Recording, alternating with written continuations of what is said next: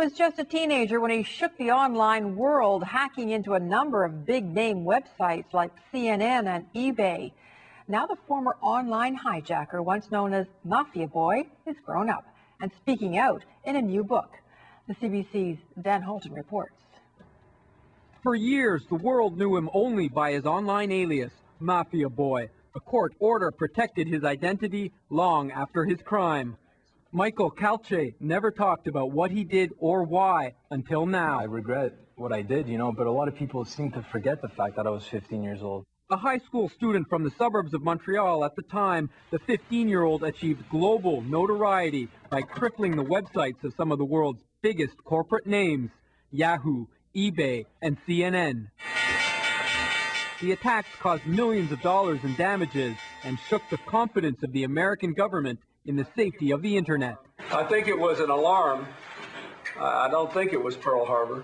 Bruno Guglielminetti covered the story at the time. Well, that was huge. There was a lot of confused people around the planet, I would say, saying, well, who's doing that? Who's behind that? Who's next?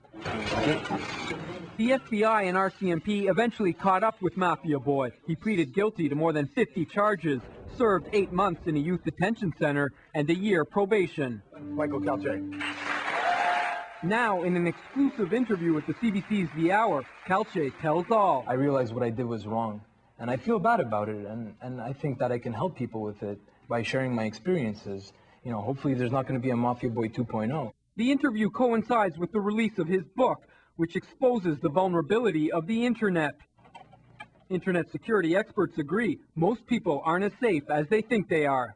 Many people know they need to be protected because they may have an old version of McAfee or Symantec running on their PC that they got when they bought the PC a few years ago. They may think they're protected, but they're really not. And that's what I think the gap is.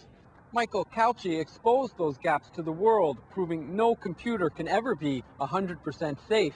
8 years later, it seems, that lesson hasn't sunk in. Close to 1 million Canadians report being the victims of online identity theft last year. Dan Holton, CBC News, Montreal.